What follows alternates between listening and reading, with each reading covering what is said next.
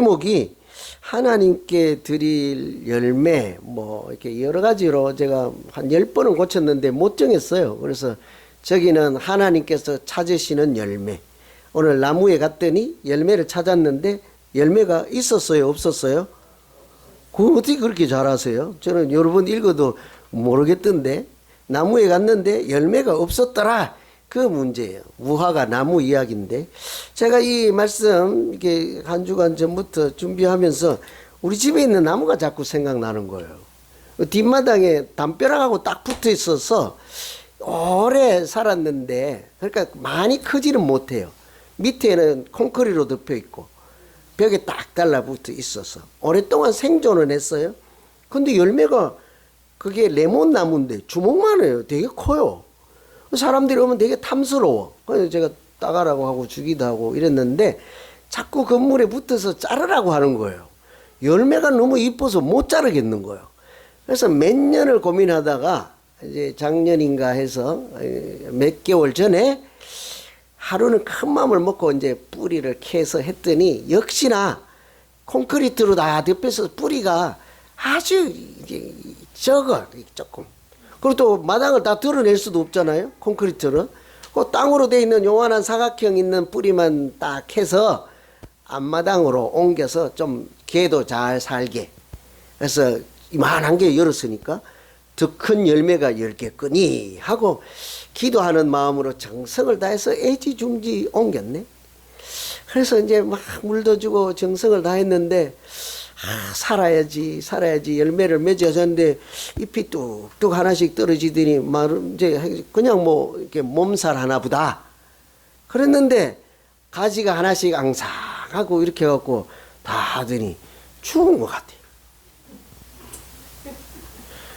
왜 웃어요? 남 죽어서 나 지금 눈물이 나는데 마음이 찢어지는데 이게 레몬이 얼마나 탐스러운지 다른 집하고 비교해 이제 몇 개 안 돼서 그런지 참 크고 이뻤어요. 근데 마음이 찢어지는데 우리 집사람이 죽었으니까 자르라는 거예요. 왜 잘라? 쟤 살아날 거야. 이제 옛날처럼 그런 열매를 다시 맺을 거야. 안 잘라고 버텼는데 자르라. 안 짜고 나다 대판 몇 번 싸우고 버티고 있는데 마당에서 어느 날 일하다가요. 이렇게 뭐 정리하고 하다가 눈 잠깐 돌린 사이인데 뭐가 쓱싹쓱싹 하더니 우당창 우리 집사람이 톱으로 쌀아버렸어. 아이고 얼마나 열불이 나는지. 그래서 왜 이걸 하냐고. 이제 기다려줘야지 열매를 맺을 건데 이게 살았는데 내가 봐서 죽긴 했는데 우겼지. 이게 살았잖아. 이게 물이 올라오고 있잖아 해갖고 대판 싸울래다가 쫓겨날까봐 안 싸웠어. 후환이 두려웠어. 이제 뭐 나이도 자꾸 들고 쫓겨나면 어딜 가요. 그래서 안 싸웠는데 그 나무 자꾸 생각나는 거예요. 그 나무가 조금만 빨리 애를 써서 이제 해서 열매를 조금만 기미만 보여도 안 잘랐을 텐데 열매가 문제였던 거예요. 오늘 우리가 읽은 이 무화과 나무 뭐가 문제였습니까? 예수님이 길을 가다가 시장하시더라. 그러니까 배가 출출하셔서 혹시라도 과일 나무니까 찾아갔더니 뭐가 없었어요. 뭐 예수님이 뿌리캐 잡수러 간 건 아닐 거고 열매 따서 뭐 차 끓이려고 한 것도 아니고 과일로 허기를 때우려고 열매를 찾으러 갔단 말이에요. 그래서 열매가 없어서 그 나무에게 한 말씀 하셨더니 나무가 말라서 비틀어졌더라, 죽었더라죠. 실상은 그런 거예요. 문제는 우리 집 나무나 이 무화과 나무나 열매 때문에 이 소동이 일어난 거죠. 그런데 이게 나무만의 문제면 뭐 이 귀중한 시간에 얘기할 필요가 없지요. 이 무화과 나무라고 하는 것은 오늘 또 이 말씀도 나무 이야기를 하고자 하는 것이 아니라 이 무화과 나무로 상징되고 표현되는 사람들의 신앙생활을 주님이 교훈하시려고 주는 말씀이지요. 무화과 나무나 포도원, 포도나무 이런 것은 대개 성경에서 누굴 얘기하는 거예요? 하나님의 백성들을 무화과 나무, 포도원, 포도나무라고 비유하잖아요. 그런데 그들이 신앙에 열매가 없다는 거예요.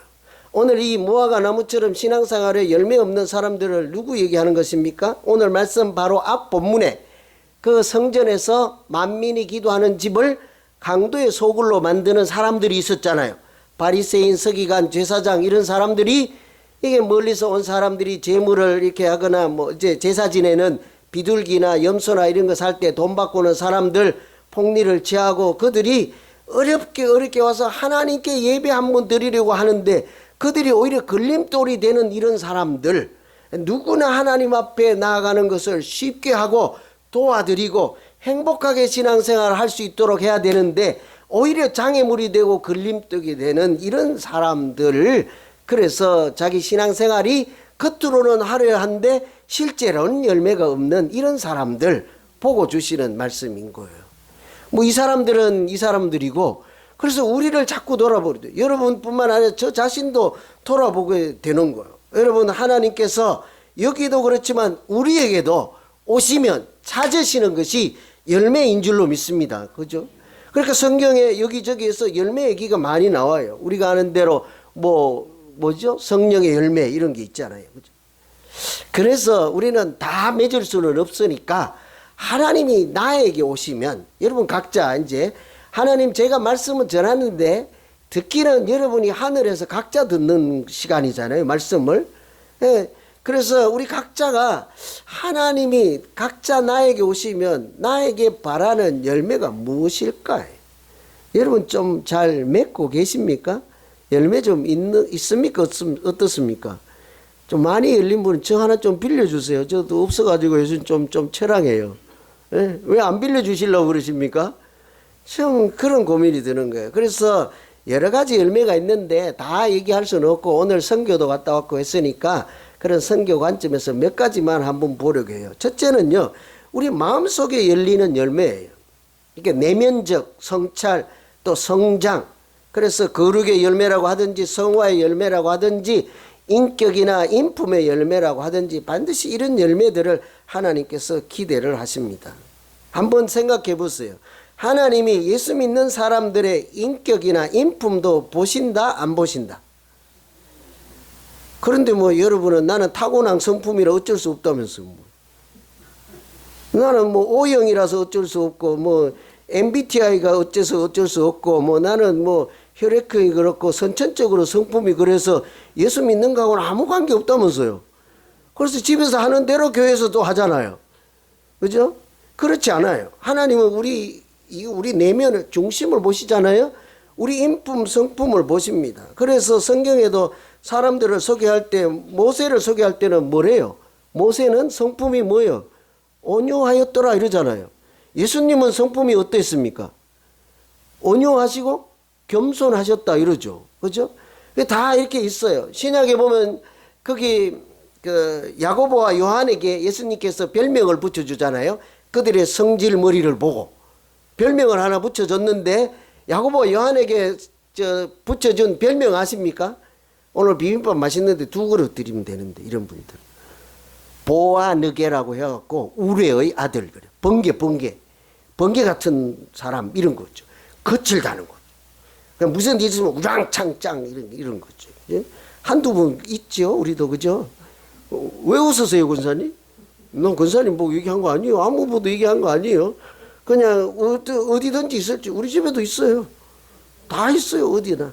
그러니까 이런 거 보듯이 성경에 그냥 믿음, 뭐 찬송 이런 것만 아니라 사람의 내면의 성품, 인품 이런 것도 이렇게 믿음과 직결 연결되어 있다고요. 그래서 그거 보시지요. 그래서 우리 마음에 열매를 맺어야 되는 그런 종류의 열매가 있는 거죠. 그래서 하나님의 자녀들은 이렇게 잘 자라면서 마음도 몸도 인품도 다 어른이 되기를 하나님께서 얼마나 기대하시겠어요. 여러분, 우리 자녀들이 이렇게 자라기를 부모들이 얼마나 그러십니까? 그죠?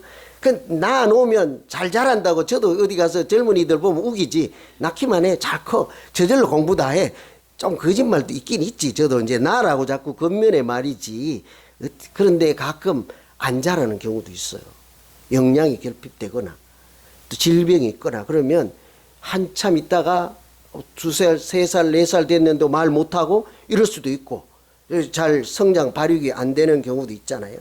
이번에 선교 가서 이제 항상 다녀오면 우리 집사님도 말씀하시듯이 갔다 와도 자꾸 잔상이 남아요. 아이들이 눈에 밟혀요. 아이들 보면 가지가 앙상해. 못 자랐지. 뭐 먹어야지 자라지. 먹을 게 있어야 자라지. 뭐 따뜻하기를 해. 그냥 방치됐으니까.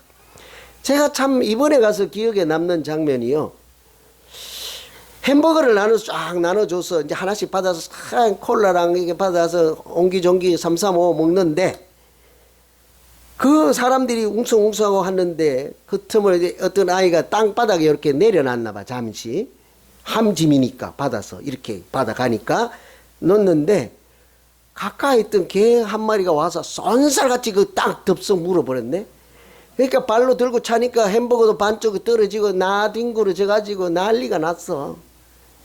근데 그 개를 보니까 개도 앙상한 거야.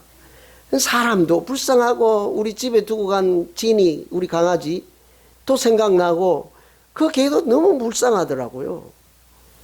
그래서 이렇게 보고 있었는데 참 안 됐더라고. 그래서 못 먹고 있고 이렇게 지내는데 다 나눠주고 보니까 300원 몇 개 남았더라고요.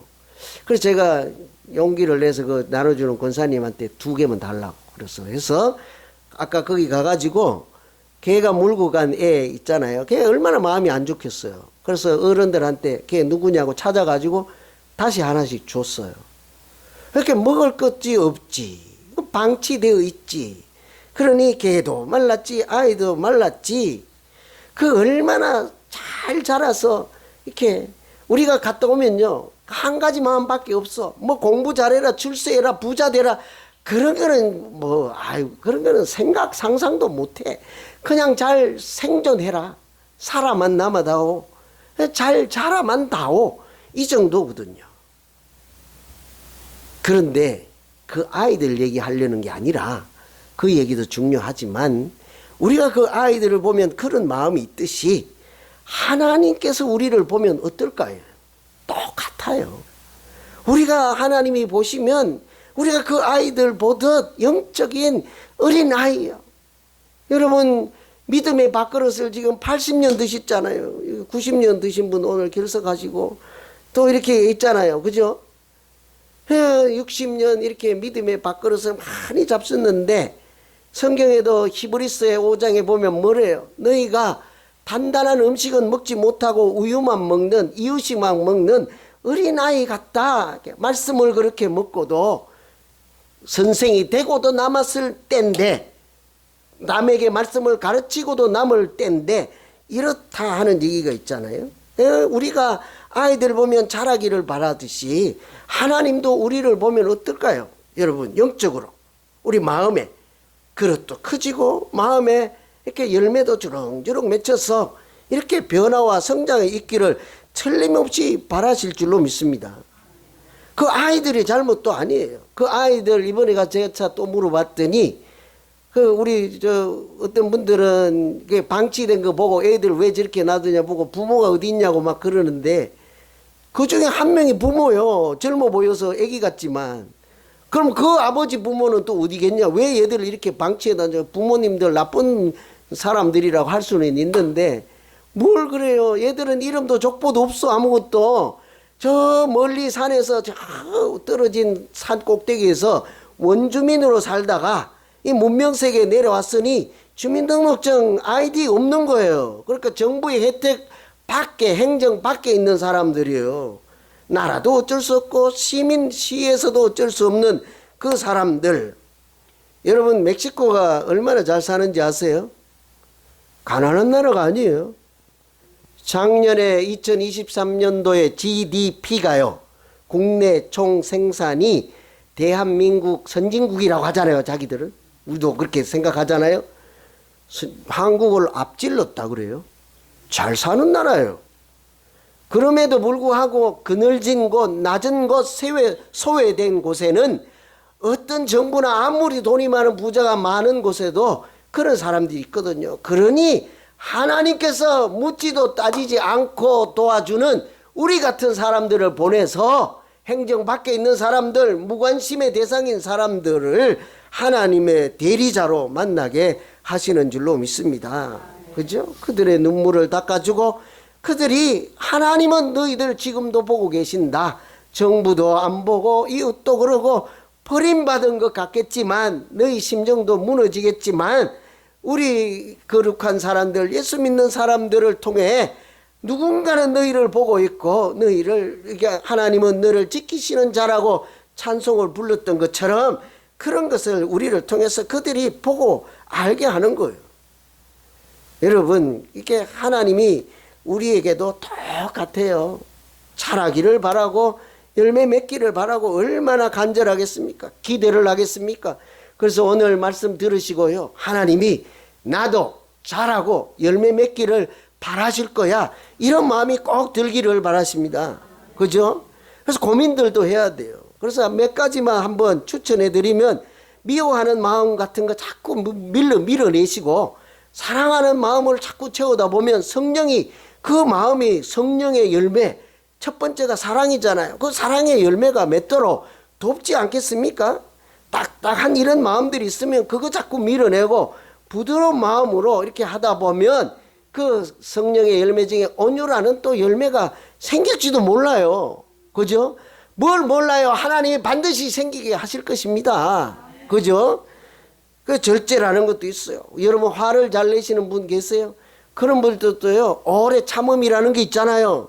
하루아침에 되진 않겠지만 우리가 하나님의 사람이니까 그렇죠.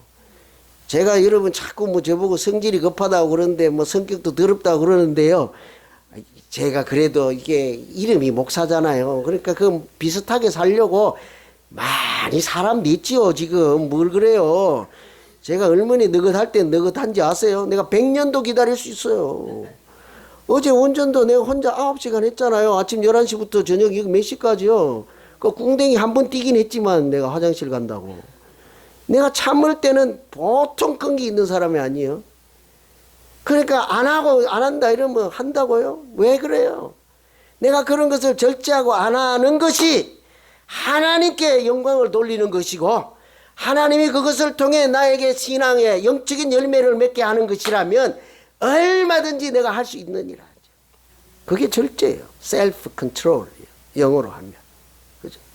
그래서 내가, 여러분 혹시 뭐 담배도 피우고 술도 피우고 여기저기 가시고 이렇게 그런 거 성경에 있고 없고를 떠나서 내가 이런 것을 안 할 수 있는 힘이 내게 있는 거예요. 왜 그래요? 이거보다 더 좋은 것으로 하나님께 영광을 돌릴 수 있는 그런 것들을 내가 더 사모하기 때문이에요.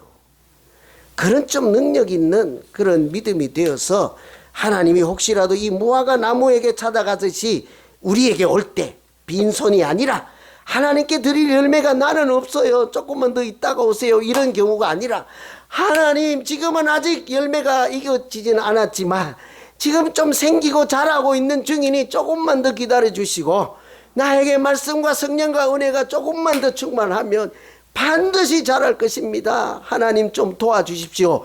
이렇게라도 기도해서 하나님께도 영광을 돌리고 기쁨이 되는 우리 믿음 생활이 되기를 간절히 기원합니다.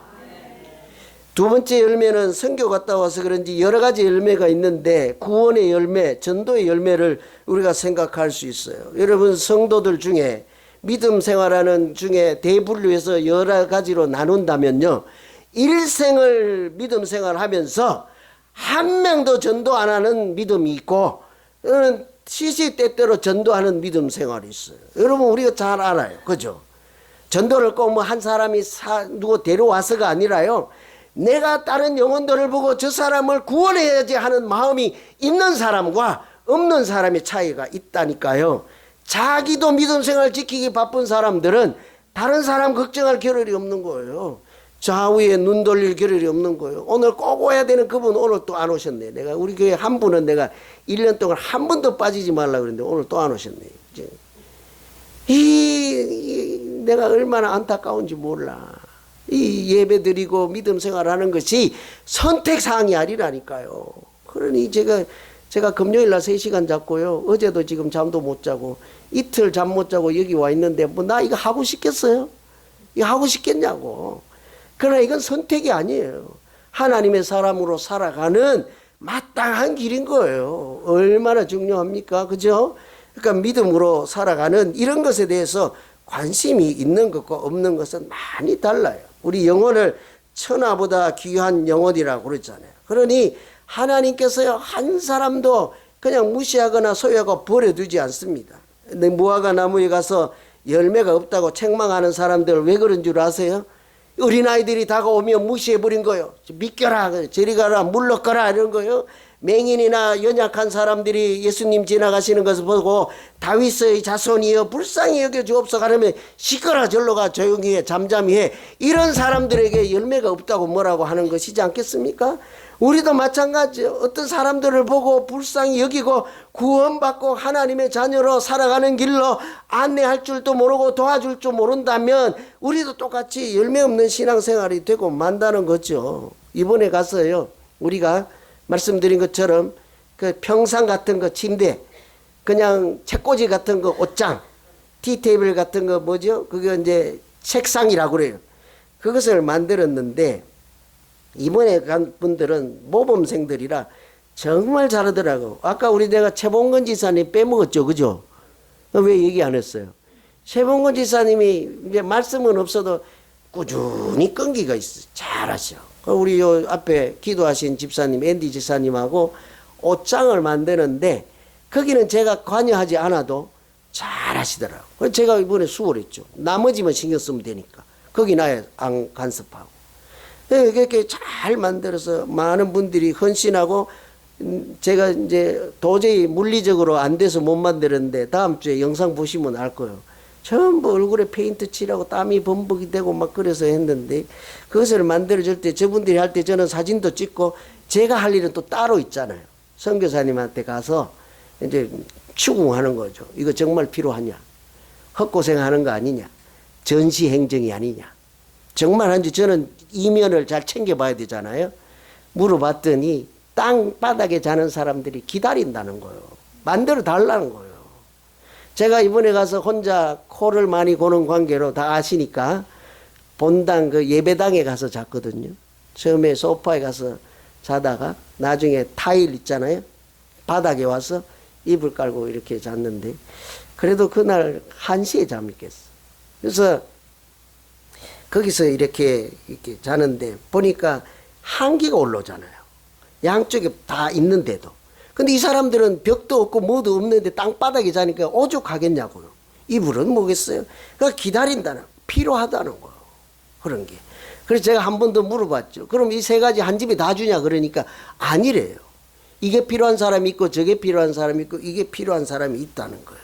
여러분, 우리가 이렇게 갈 때는 먹을 것이라도 들고 가지만 우리가 가지 않을 때는 선교사님이요. 그러니까 우리가 가서도 할 말이 없는 거예요. 우리가 안 갈 때는 선교사님이 빈손으로 가서 얘들은 교회를 올 시간도 없고 어쩌면 사치스러울 정도니까 그냥 못 오니까 선교사님이 거기를 혼자 가가지고 빈손으로 가서 얘들아 모여라 하고 거기서 뭐 예배를 드리고 찬송을 하고 때로는 어떤 집에만 가고 예배를 드리고 이렇게 살아왔던 거예요. 우리가 가서 햄버거를 줄 때는 마치 축제하는 날과 같은 거죠. 그렇게 교회를 다니고 이렇게 하는 것은 어쩌다가 그 중에 어떤 사람은요, 아이들이 말씀을 먹고 교회를 가요. 지발로. 그 동네 교회를 가요. 그런 사람들 중에 자라다가 혹 어떤 사람은 신학교로 가서 청년이 되었어요. 그 중에 전도사님도 나오고 그래요. 제가 앞에 장황하게 이런저런 얘기한 것은 이 전도사님 얘기를 하려고 하는 거예요. 우리 교회 착한 마음을 가진 권사님이 아무도 안 볼 때 돈을 한 번 주면서 그냥 몰래 주는 거 뒤에 받아라 하니까 안 맞는 거예요. 또 줘도 안 받고 3-4번까지 해서 안 받고 해서 그게 정말 진심으로 안 받으면서 하는 말이 나는 하나님이 책임져 주십니다. 내가 아까 1시에 잠을 깼다고 했잖아요. 일부 얘기했나요? 그 이제 본당에서 예배당에서 우리 본당보다 커요. 나 혼자 자는데 좀 무섭긴 해도 자는데 1시에 깼는데 뭘 해요? 달밤에 체조도 하다가 돌아갈 길도 찾아보고 공부도 하다가 뭐 여기 있는 분들 안전은 한가 온 세상 고민 다 하다가 그래도 시간이 남아갖고 이걸 쓰는데 이 대목을 쓰는데 하나님이 나를 책임져 주십니다 쓰는데요. 나도 모르게 눈물이 나더라고. 눈물이 찡 하더라고. 내 생각도 나는 거예요. 저렇게 가난하고 어렵게 사는데도 그럼에도 불구하고 하나님이 나를 책임져 주십니다 하는 아름다운 마음으로 믿음 생활이 있는가 하면 우리는 어때요? 부자잖아요. 그 사람들에 비하면 떼부자예요. 우리는 다 그죠? 억만장자와 같아요. 우리는 그래요. 그러고 가진 것 너무 많아. 너무도 잘났어. 교만한 마음 있어. 고집도 얼마나 센지 다 내가 하고 싶은 대로 때로는 내가 하나님처럼 살아갈 수도 있는 우리 모습들하고 비교해보니 그 와중에도 하나님이 나를 책임져 주십니다 하고 그 돈 한 푼 받아도 그 얼마나 귀중한 돈이 한 푼이라도 그걸 극구마다 하는 그 자매를 생각할 때 정말 만감이 교차하더라고요. 여러분 왜 이런 일이 일어납니까? 우리 한 사람 한 사람이 우리가 하나님의 손이 되어서 멀리까지 가서 이것저것 하면서 하나님의 말씀에 따라 순종할 때 그것에 복음이 전파되고 하나님 말씀이 그들의 영혼의 양식이 되어서 그 입에서 그런 신령한 고백이 나오게 하나님이 역사하시는 줄로 믿습니다. 누군가의 전도의 열매가 그 사람이 된 거죠. 그죠? 우리가 매년 이렇게 가서 선교할 때마다 우리가 나중에 그때 와서 우리의 손을 통해서 내가 교회를 다니게 됐소이다 하는 청년들이 나오기를 간절히 소망합니다. 그죠? 우리가 이런 것이 신앙의 열매가 있어요. 여러분 오늘 또 언제일지 모르지만 하나님 우리 가까이 오셔서 찾는 것은 뿌리도 가지도 잎사귀 다른 거 아니에요. 열매를 찾으신다고요. 내가 드릴 열매가 무엇인지를 깊이 생각하시고 그 열매 맺기를 사모하고 열망할 때 하나님께서 성령의 권능으로 말씀의 능력으로 기도 가운데 우리 가운데 있고 하나님이 찾으시면 기뻐하실 만한 그런 열매가 있어서 하나님께도 영광을 돌리고 우리의 신앙생활도 이번에 선교 갔다 오신 분들처럼 좀 보람을 느끼고 이렇게 가치 있는 행복한 신앙생활이 되기를 간절히 기원합니다. 기도하겠습니다. 하나님 아버지